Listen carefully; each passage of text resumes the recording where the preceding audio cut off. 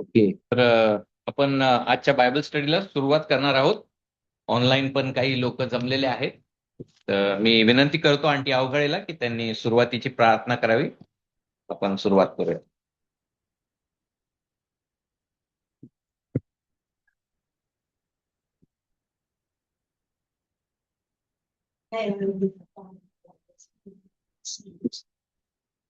हम्म.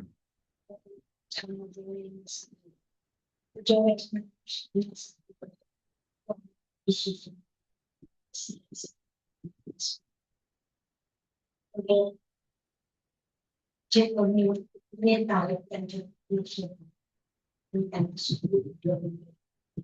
जे कोणी आहे त्यांच्या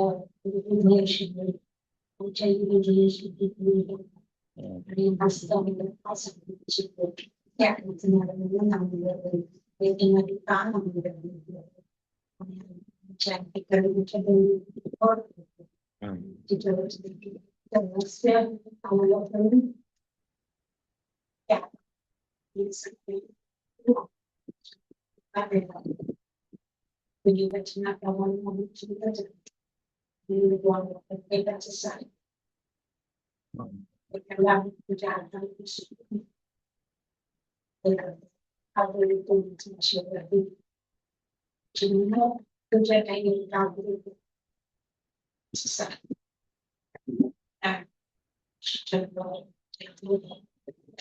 आमेन. तर संदेश मंडलिक जे आहेत आजच त्यांची ट्रेन लेट झाली. आजच परत ओरिसावरून आले सुखरूप. तर आज आपण मराठी बायबल स्टडीमध्ये स्तोत्र 121 जे आहे खूप परिचित असं स्तोत्र त्यावर मनन करणार आहोत. स्तोत्र 121.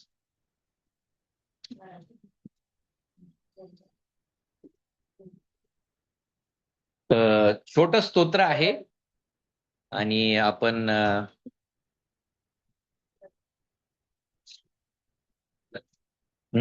आहे. मला पण एक द्या. तर आपण प्रत्येकी एक वचन त्याचं वाचूया. मी सुरुवात करतो. आरोहणाचे स्तोत्र. मी आपली दृष्टी पर्वताकडे लावतो. मला सहाय्य कोठून येईल? आकाशाच्या पृथ्वीचा निर्माण करता जो परमेश्वर त्यापासून मला आहे.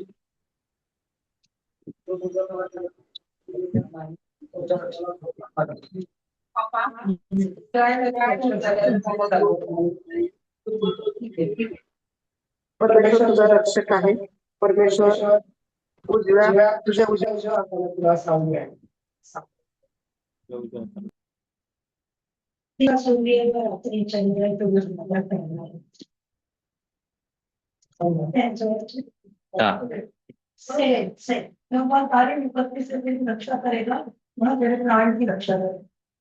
मग शेवटचं वचन म्हणतंय, परमेश्वर तुझे येणे जाणे येथून पुढे सर्व काळ सुरक्षित करेल. तर आपण हे स्तोत्र वाचत असताना थोडंसं ऑब्झर्वेशन करूया. स्तोत्राचं जी टायटल असती ती मनुष्याने दिलेली आहे. स्तोत्रावर मनन करून परमेश्वर तुझा रक्षक आहे असं माझ्या मराठीमध्ये बायबलमध्ये लिहिलेलं आहे. पण त्याच्या खाली जे त्या काळच्या लोकांनी त्या स्तोत्राबद्दल माहिती दिलेली आहे ती महत्वाची असते. तर इथं आरोहणाचे स्तोत्र असं म्हटलेलं आहे, सॉन्ग ऑफ असेंट्स. तर ते वाचल्यानंतर आपल्या मनामध्ये काय येतं बरं?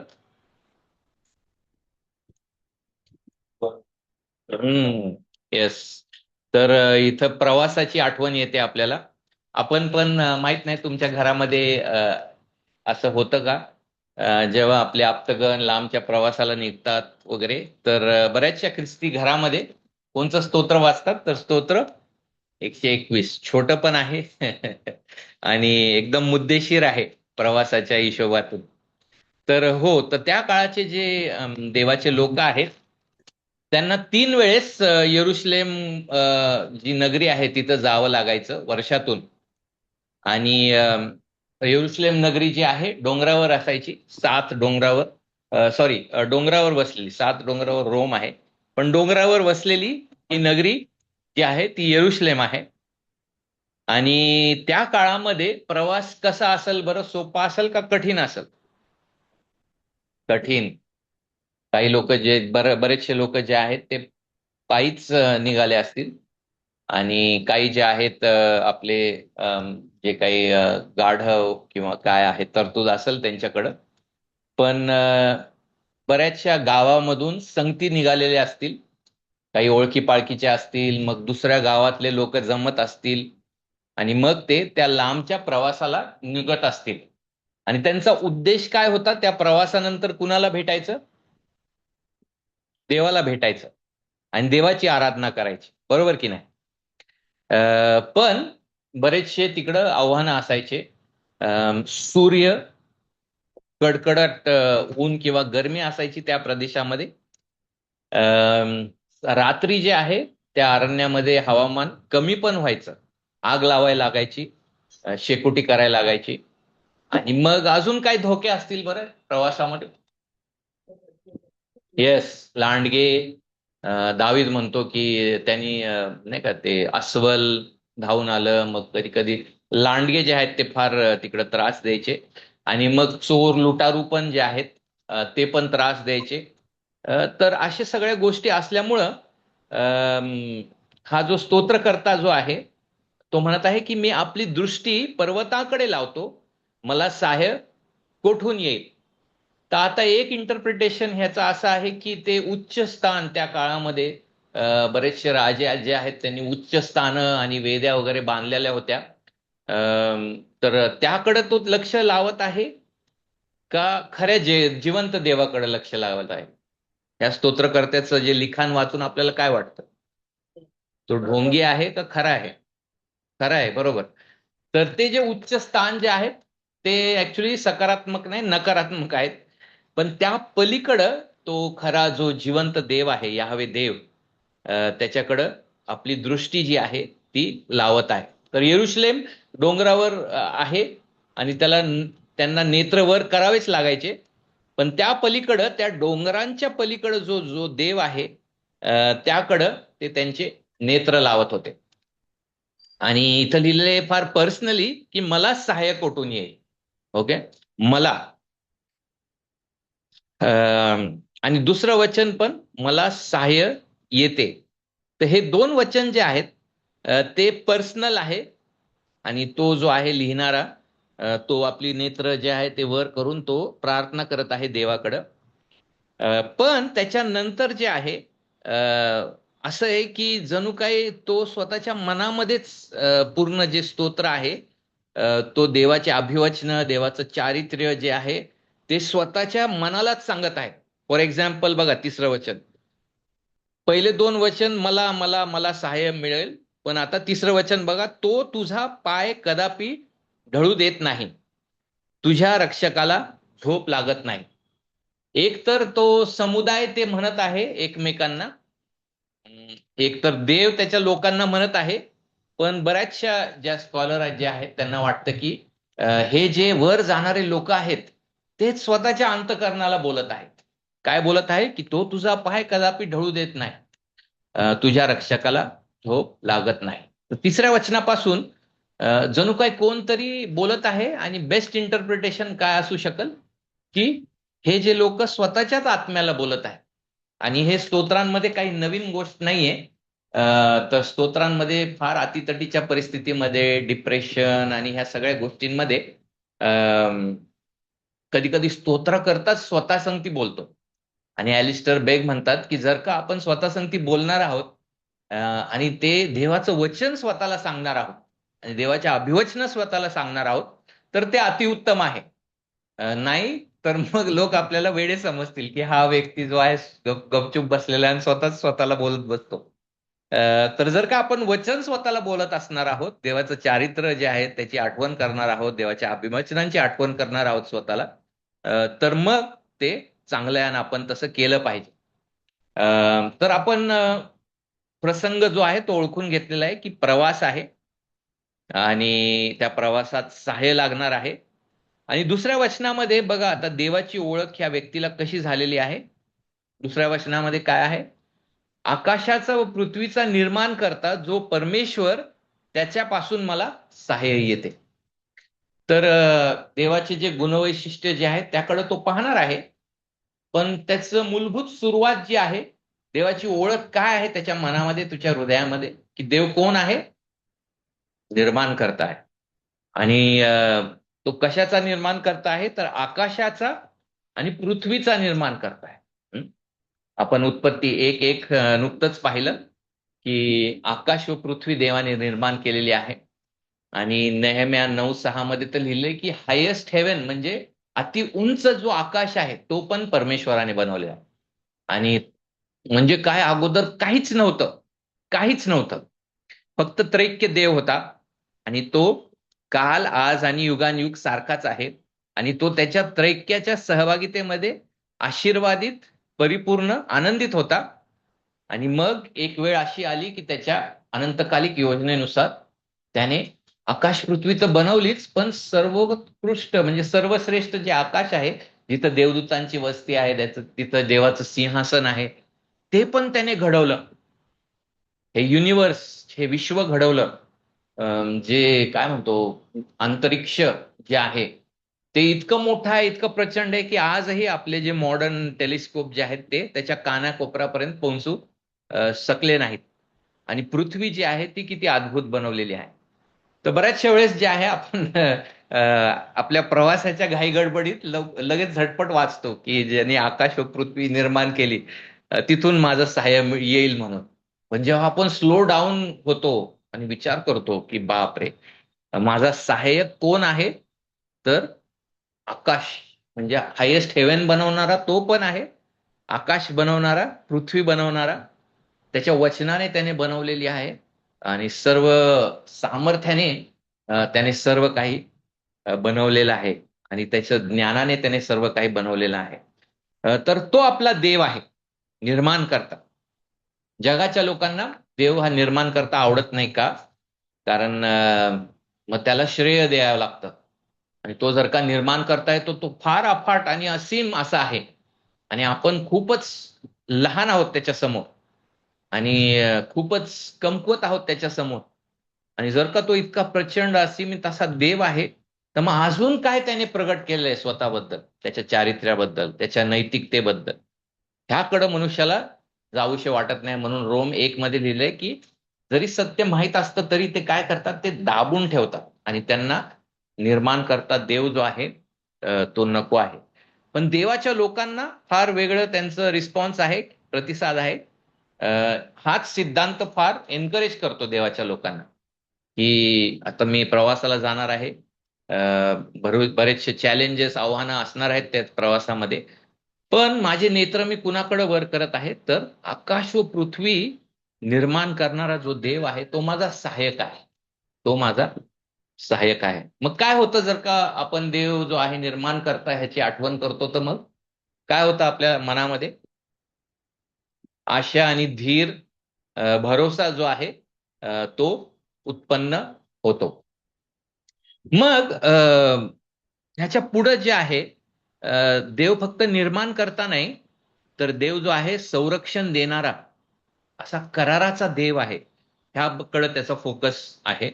3ऱ्या वचनामध्ये, तो तुझा पाय कदापि ढळू देत नाही, तुझ्या रक्षकाला झोप लागत नाही.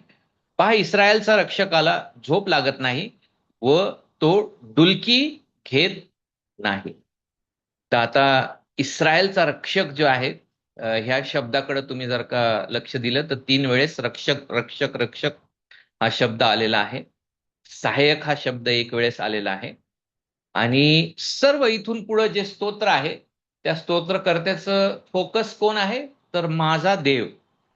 तो निर्माण करता आहे, संरक्षण करता आहे, त्याला डुलकी येत नाही, तो झोपत नाही, आणि तो माझ्या संगती आहे. हे जे आहे त्याच्यावर त्याचा फोकस आहे. तर मग प्रश्न असा उद्भवतो की इस्रायलचा रक्षक, एका क्षणी आपण काय पाहिलं तर विश्व निर्माण करणारा, आणि दुसऱ्या क्षणी इस्रायलचा रक्षक. तर इस्रायल एवढं काही श्रेष्ठ होतं का, म्हणजे नैतिक रीतीने, आध्यात्मिक रीतीने, की देव त्यांच्यासाठी एवढा इम्प्रेस झाला की तो त्यांचा रक्षक बनला? काय आहे उत्तर ह्याचं? हम्म तर ते एवढे श्रेष्ठ होते म्हणून देवाने त्यांना निवडलं नाही, तर देवाने त्यांना निवडलेलं आहे आणि त्यांच्याद्वारे मसीहा पाठवणार होता आणि त्याची योजना पूर्ण करणार होता. बऱ्याचशा लोकांना असं वाटतं की इस्रायल काहीतरी श्रेष्ठ आहे.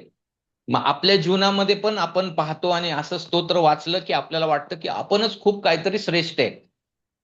पण खरं पाहिलं तर आपलं जे आज्ञापालन आपण बारकाईने पाहिलं आपल्या जीवनातलं, मोठ्या मोठ्या गोष्टीमध्ये ओके ठीक आहे आपण करतो आज्ञापालन, पण आपले विचार, आपले आचार, आपली वृत्ती, आपले प्रतिसाद, आपले हेतू, हे सगळे जर का आपण देवाच्या पवित्र वचनाच्या हे समोर भैयो पाहिले, त्याच्या नियमशास्त्राच्या समोर पाहिले, भैयो अ, तर मग आपण जे आहे, आपल्याला कोर्ट एक हे करायला लागणार, एक निष्कर्ष काढावा लागणार की आपण एवढे श्रेष्ठ आहोत म्हणून देव आपल्यावर प्रीती करत नाही आणि आपला रक्षक बनलेला नाही. तर देव सार्वभौम करार करणारा देव आहे म्हणून तो आपल्या बाजूने आहे. मग इथं देवालाच सर्व गौरव जातं. हम्म व्हेरी गुड. अनुवाद 7, 6 आणि 6. कारण तू आपला देव परमेश्वर याची पवित्र प्रजा आहेस. त्या आखी पृथ्वीवरील देशातील लोकातून तुझा देव परमेश्वर याने तुला निवडून घेतले आहे, ते यासाठी की त्याची खास प्रजा व्हावे. परमेश्वराने तुम्हाला प्रेम करून तुम्हाला निवडले, याचे कारण तुम्ही संख्येने बहुत म्हणून नव्हे, उलट तुम्ही सर्व राष्ट्रामध्ये संख्येने अल्प होता. हे फार महत्वाचं वचन आहे. अनुवाद 7, 6 आणि 7. तर तिथं फार स्पष्टपणे लिहिलेलं आहे की तुम्ही काही खूप श्रेष्ठ राष्ट्र नव्हता, म्हणून मी तुम्हाला निवडलेलं नाही, तर सार्वभौम इच्छेने देवाने निवडलेला आहे. तसंच आपण एका व्यक्तीच्या मध्ये पण पाहतो. नॉट जस्ट एक व्यक्ती, बरेचसे जे व्यक्ती आहेत जुन्या करारामध्ये. एक म्हणजे दावीद, त्याच्या घरातला तो शेवटचा भाऊ होता आणि शमूएल जो आहे, जेव्हा आला तेव्हा वडिलांना असं वाटलं नाही की त्याला बोलवून घेऊन यावं शेतातून किंवा मेंढरं चारत असताना, म्हणजे एवढा तो कनिष्ठ होता. त्या काळामध्ये ज्येष्ठ पुत्र जो आहे त्याला पुढं केलं जेसीने. पण देवाने जे आहे, जे छोटं जे आहे ते निवडलेलं आहे. मग गिदियोनाबद्दल पण आपण पाहतो की तोच म्हणतो त्या देवदूताला की माझ्या ट्राईब मधला, म्हणजे माझ्या कुळामधला, माझ्या घराण्यामधला पण मी सगळ्यात कनिष्ठ आणि छोटा आहे. तर मग हे जे आहे, इस्रायलाचा कराराचा देव जो आहे, तर आपल्याला कसं ते रिलेट होतं, की आपल्याला ते कसं लागू होतं? आपण तर नवीन करारामध्ये परराष्ट्रीय लोक आहोत, विश्वासणारे आहोत. तर मग आपल्या संगती काय हे नाते आहे ह्या देवाचं आणि असं कराराच्या प्रीतीचं? विश्वासाने व्हेरी गुड. विश्वासाने आपण त्याचे लोक झालेलो आहोत. तर हे फार महत्वाचं आहे, कारण बऱ्याचशा लोकांना वाटतं की देवाचे दोन लोक आहेत, इस्रायल आणि नवीन करारातली मंडळी, आणि सगळं काही त्यांना इस्रायल बद्दल पुन्हा एकदा बनवायचं आहे. मंडळी वर घेतली जाईल, मग पुन्हा एकदा इस्रायलकडे सगळं प्लॅन होणार आणि असं आणि तसं. पण येशू काय म्हटला की एक कळप, माझा एक कळप आहे आणि त्यामध्ये मला ते सर्व जे मेंढरे जे आहेत माझे ते आणायचे आहेत. आणि इफिस 2 मध्ये जी आडभिंत होती ती येशू ख्रिस्ताच्या कार्याद्वारे येशूने मोडलेली आहे आणि परराष्ट्रीय विश्वासणारे आणि यहुदी विश्वासणारे आता सहबंधू झालेले आहेत ख्रिस्तामध्ये. आणि सहवारीस झालेले आहेत ख्रिस्तामध्ये. आणि असं नाहीये की ते प्रथम श्रेणीचे यहुदी विश्वासणारा जर का आपल्यामध्ये येऊन बसला तर ओ यहुदी विश्वासणार आहे म्हणून काहीतरी डबल कृपा त्याच्यावर आहे, काहीतरी प्रथम श्रेणीचा तो आहे. नाही, तो विश्वासाने जो आहे, तो खरा इस्रायली बनलेला आहे आता, हृदयातला इस्रायली. आणि आपण जे आहोत, आपण पण अब्राहमाचे व इसाकाचे पुत्र आता विश्वासाने बनलेलो आहोत. हा, व्हेरी गुड. पंत गलतियां करतो त्या लोकांना तो हम्म दुसरा आल्यानं लोकांना तो तुम्ही तर निवडलेला मान, राजकीय याचक, पवित्र राज, देवाचे स्वतःचे लोक असे यासाठी की ज्याने तुम्हाला अंधकारातून काढून आपल्या अद्भुत प्रकाशात पाचन केले आहे, त्यांचे गुण तुम्ही प्रसिद्ध करावे. एक पेत्र 2 हा अध्यायच खूप सुंदर आहे.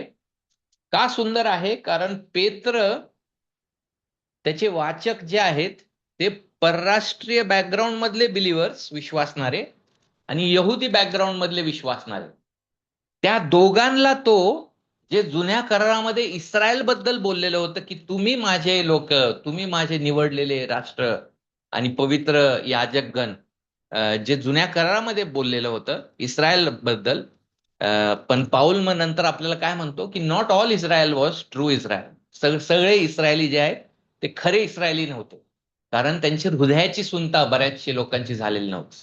आणि इब्री 3 आणि 4 मध्ये अविश्वासामुळं त्यांचा नाश झाला आणि ते त्या विसाव्यामध्ये आले नाही, ख्रिस्तामधल्या विसाव्यामध्ये ते आलेले नाहीत.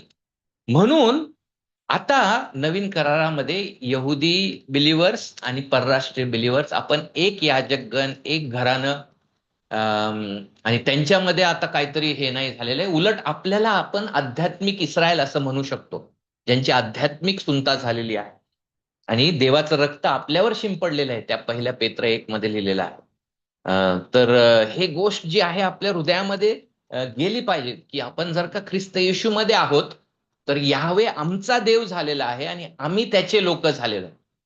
आणि आपण पण अब्रामाचे पुत्र, गलती 3 आणि 4 मध्ये लिहिलेलं आहे, आणि देवाचे पुत्र व कन्या झालेलो आहोत.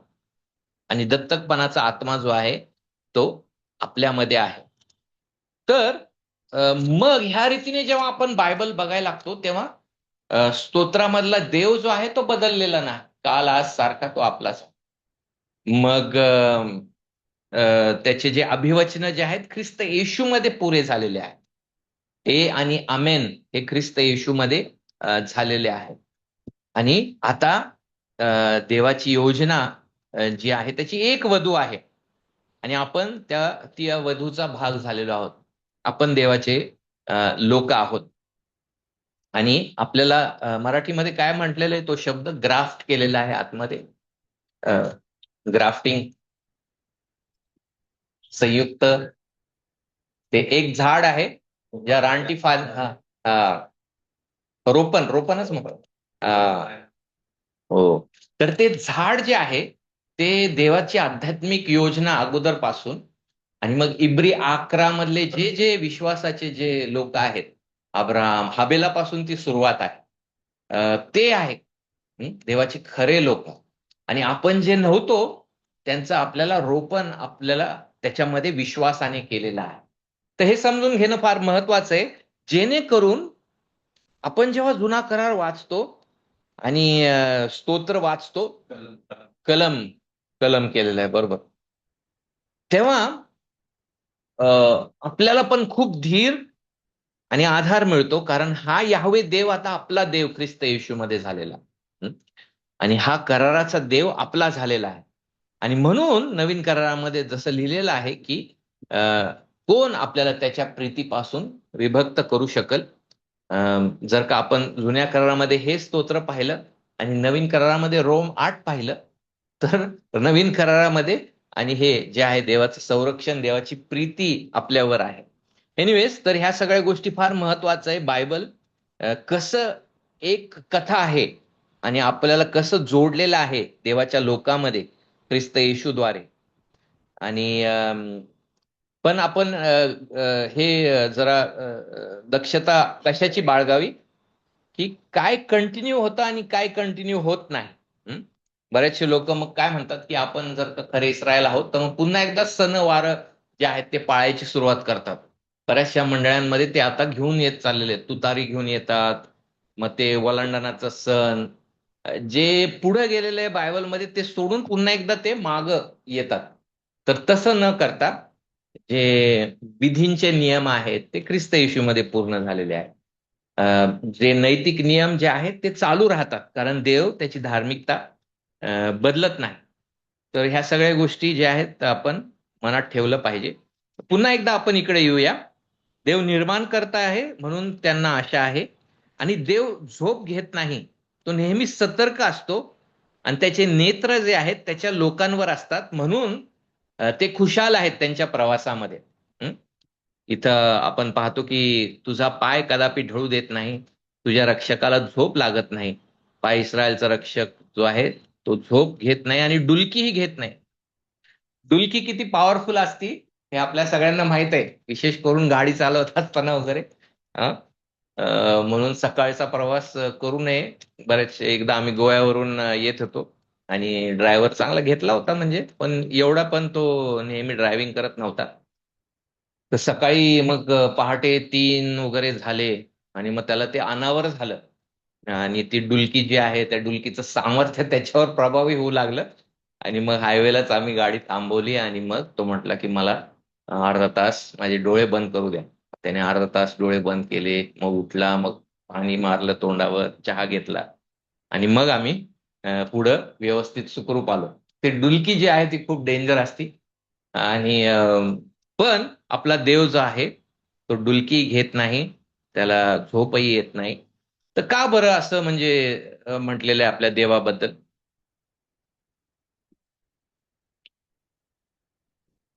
सातत्याने कधी दूर होत कधी कोणत्याही त्याच्यापासून दूर सारून हे वाटतं बरोबर. आणि अंत नाही कधी असं बरोबर.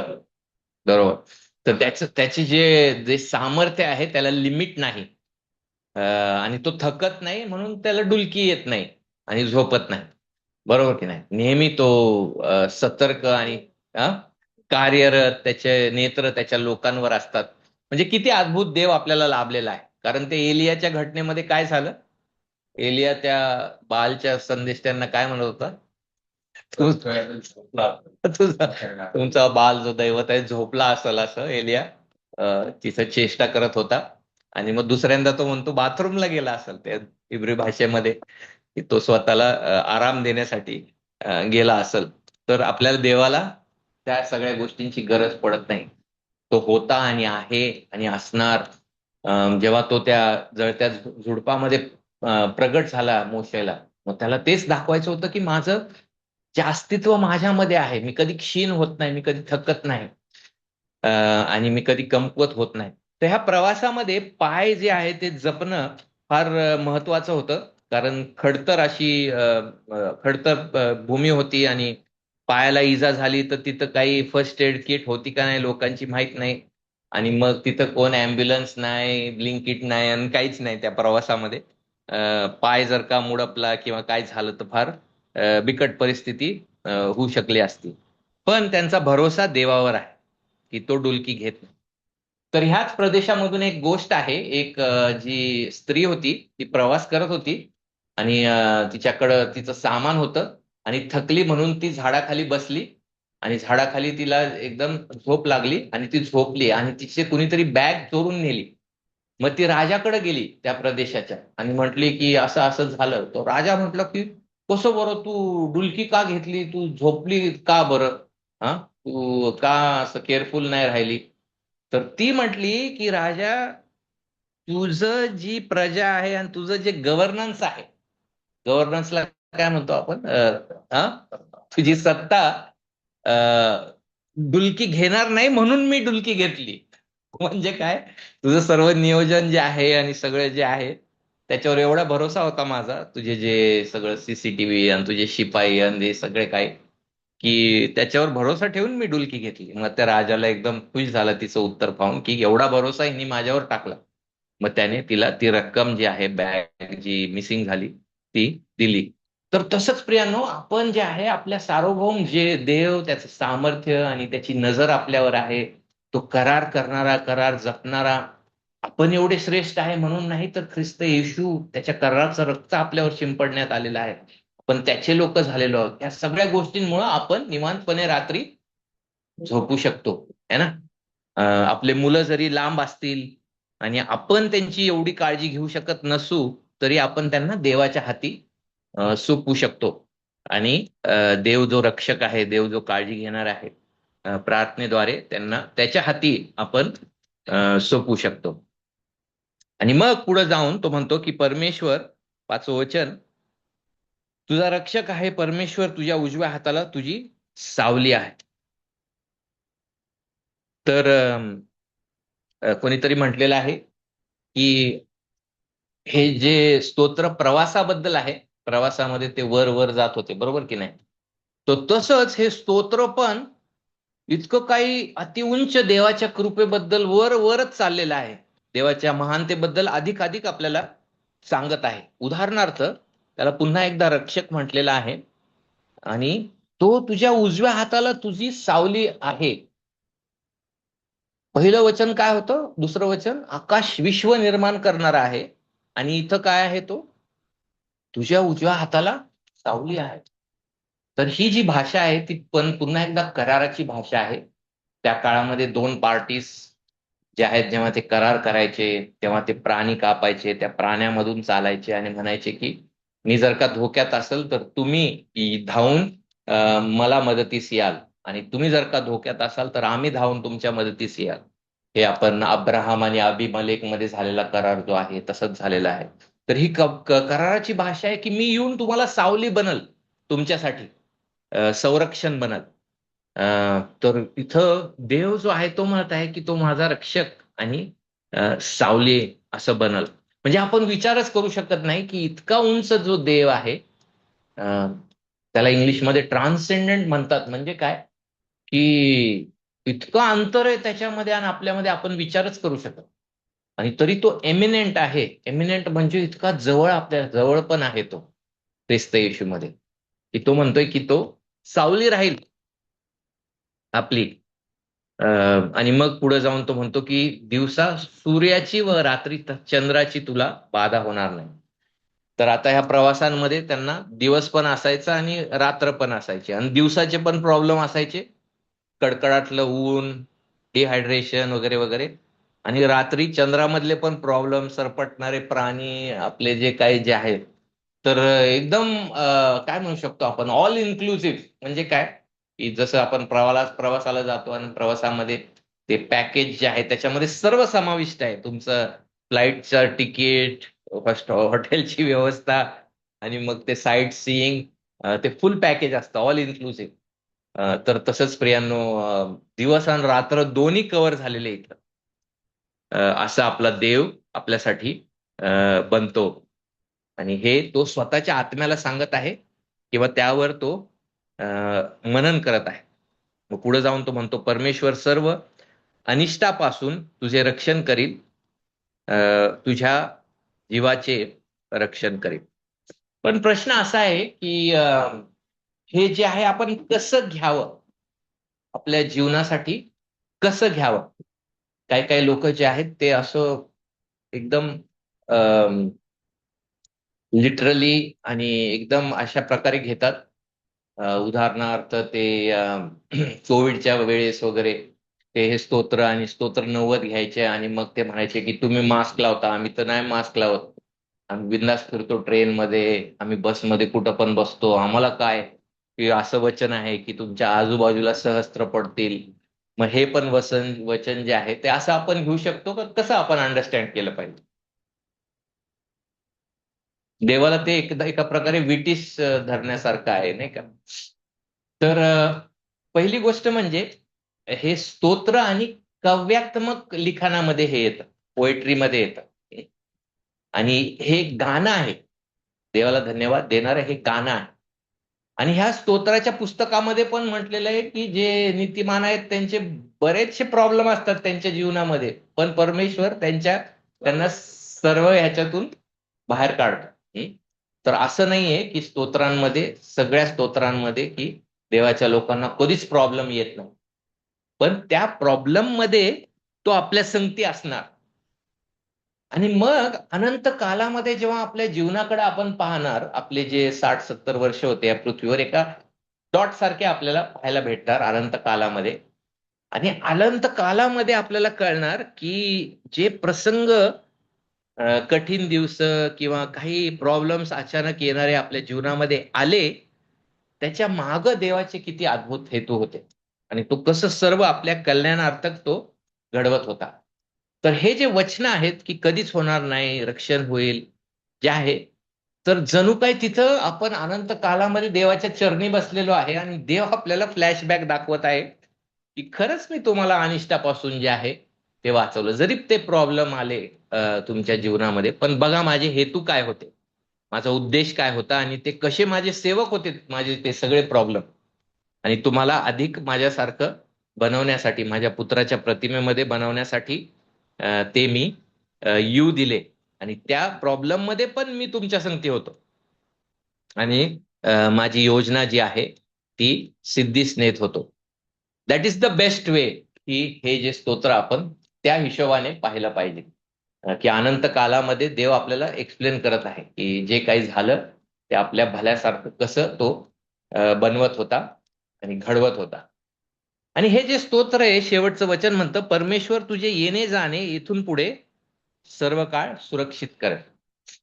तर फक्त देवाला भेटण्यापुरतंच नव्हतं हे स्तोत्र, पण आता ते निघालेत तिथून आणि देव म्हणत आहे की सर्व काळ जे आहे मी ते सुरक्षित करणार आहे. तर इतकी त्याची अद्भुत करण्याची प्रीती आहे आणि इतका देव आनंद घेतो त्याच्या लोकांच्या आराधनेमध्ये, कारण ते आराधनेसाठी चाललेले होते वर.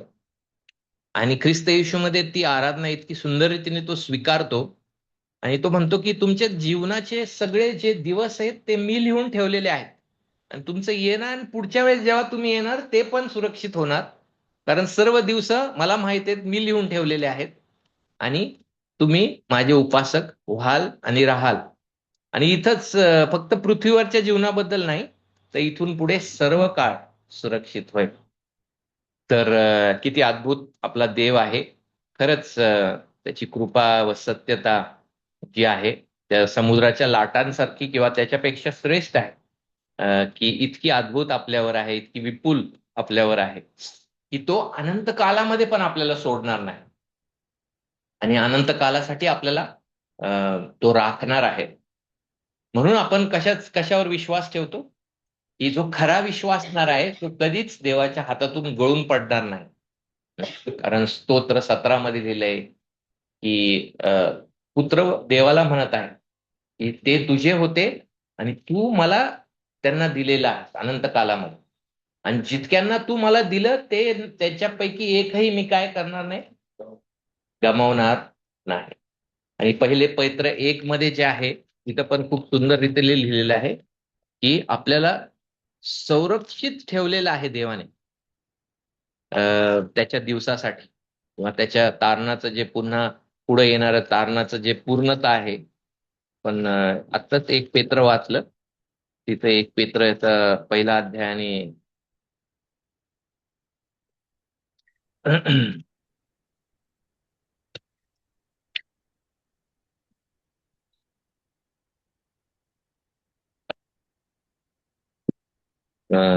दुसरं वचन, नाही 3रं वचन.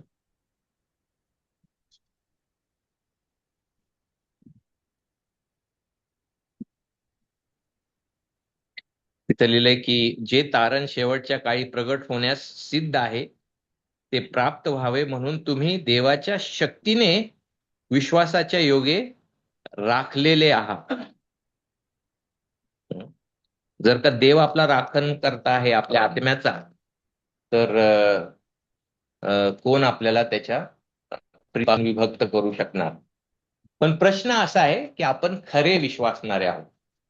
बरेचसे लोक जे आहेत त्या दाखल्याप्रमाणे पहिलं जे हृदय आहे ते वचन पडतं, काहीच समजत नाही, सैतान हिरावून घेऊन जातो.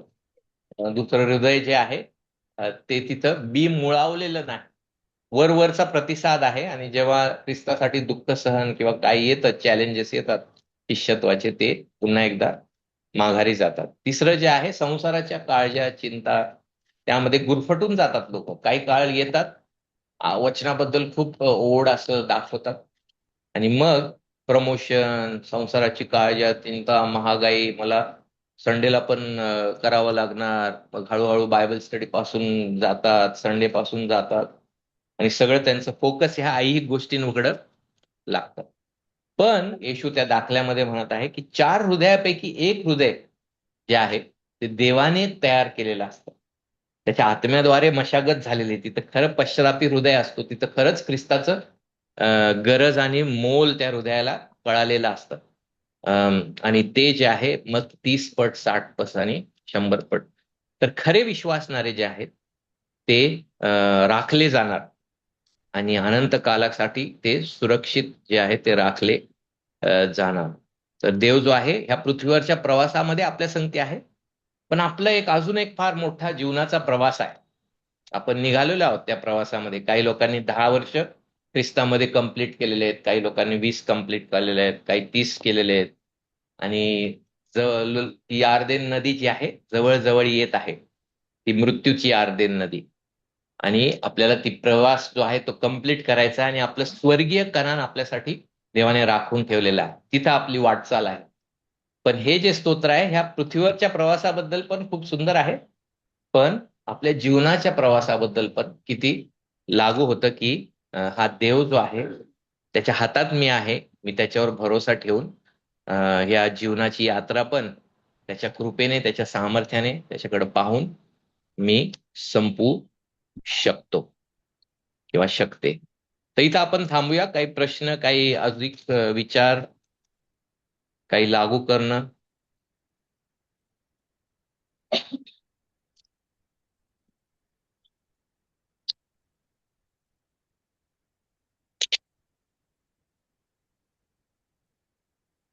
तर जर का आपण आपल्याला ख्रिस्त गाजवायचा आहे ह्या स्तोत्राद्वारे, तर अशा रीतीने आपण गाजवू शकतो की येशू ख्रिस्त खुद पृथ्वीवर मनुष्य म्हणून आला आणि हे स्तोत्र त्यांनी पण गायला असेल वर जात असताना.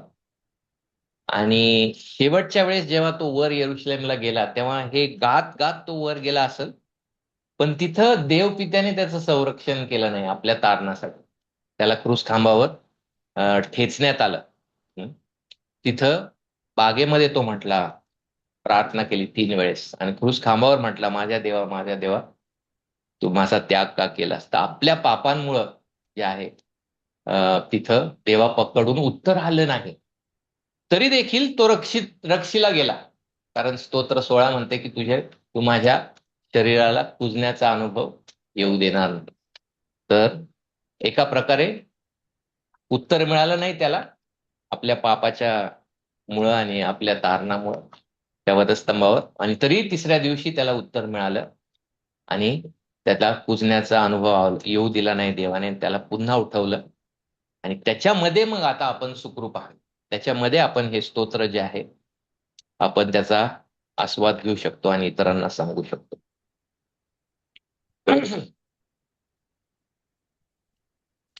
तर मग काय लागू करणं मग आपल्या जीवनासाठी येऊ शकतं ह्या स्तोत्राद्वारे? कसं आपण ह्यामध्ये वाढू शकतो?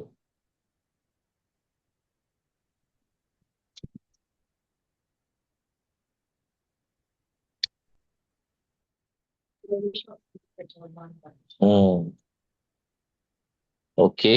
तर त्या विश्वासामध्ये आपण कसं वाढू शकतो बरं? देव कोणत्या कोणत्या साधनाद्वारे आपल्याला वाढवतो?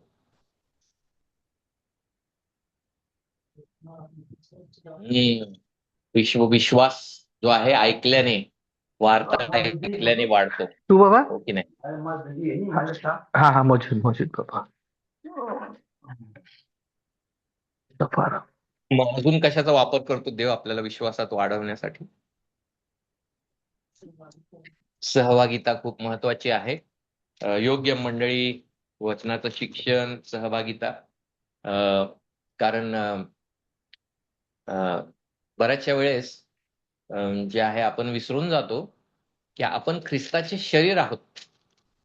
आणि काउन्सिलिंग मध्ये पण बरेचसे जे लोक आहेत आजकाल ह्याबद्दल विचार करत आहेत की हाँ बाबा सफारा आपण एकमेकांना उत्तेजन देतो वचनाद्वारे वगैरे, ते महत्वाचं आहे.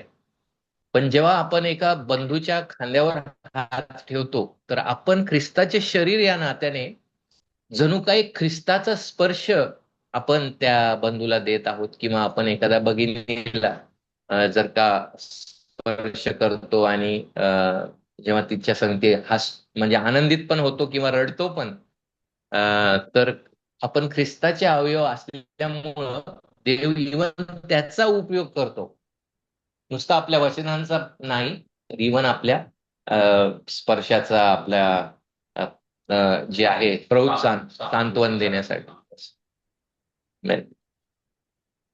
तर सहभागिता महत्वाची आहे. प्रार्थना, शिष्य म्हटले की आमचा विश्वास वाढेल, म्हणून आम्ही काय करावं? आम्हाला प्रभूची प्रार्थना शिकवा, आम्हाला प्रार्थना कशी करायची ती शिकवा. तर प्रार्थनेचा उपयोग देव करतो. आणि मग जे विधी आहे, विधी पण आपल्याला दररोज किंवा दर संडेला पुन्हा एकदा ख्रिस्त, त्याची प्रीती त्याकडे आपल्याला आकर्षित करतात आणि आपल्याला आठवण करून देतात की देवाची प्रीती आपल्यावर आहे आणि तो आपल्याला सोडणार नाही आणि आपल्याला टाकणार नाही.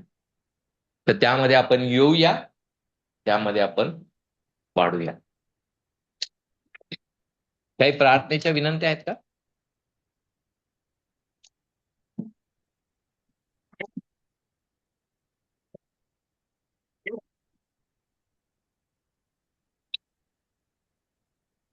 आपण संडेसाठी प्रार्थना करूया की देवाने आपल्याला त्याची आराधना करण्यासाठी कृपा पुरावी.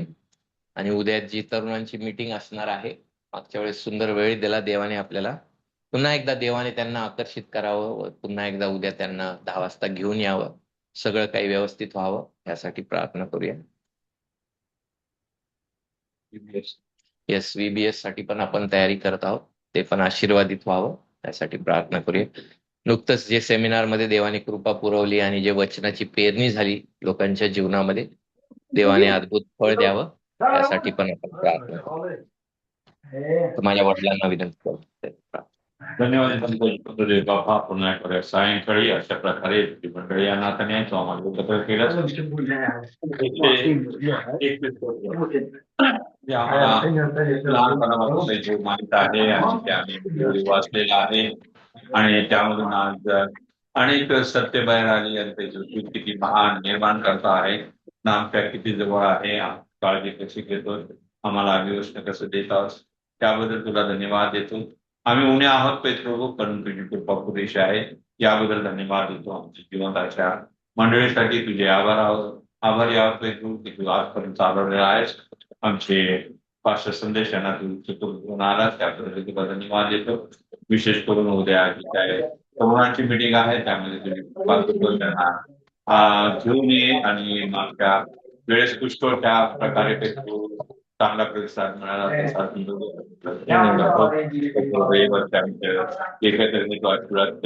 VBS साठी जी तयारी चालू आहे त्यामध्ये तू सहाय्य कर. आणि चर्च मध्ये काही कुटुंब आहेत की ज्यांना बायबल स्टडी किंवा यांना येता येत नाही, त्यांना हे तर विशेष करून आमच्या तरुणांचे काही त्यांच्या भवितव्याबद्दलचे प्रश्न आहेत ते आम्ही देतो. तुझ्या दयेने त्यांसाठी दार उघड द्या. वयस्कर आहेत आणि तर कुणी आजारी असेल त्यांची खाली विनंती करतो, त्यांना तो आरोग्य द्यावं कृपा. ताप वाढलेला आहे प्रभू आणि आमच्या पिढीजणांना तो राखत आहे, त्याबद्दल थोडा धन्यवाद आहे तुमच्याकडे. विनंती करतो की प्रभू घे आहे भारत. तिला अशी प्रार्थना प्रवेश ख्रिस्ताच्या प्रिय जीवन नावाने मागतो म्हणून काय.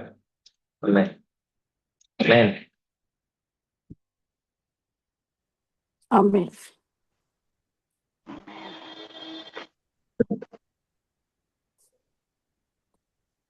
खूप सुंदररित्या थँक्यू सगळे जे सांगितलं पाळे. ऑनलाईन आहेत. Good night, good night. Praise God, praise God.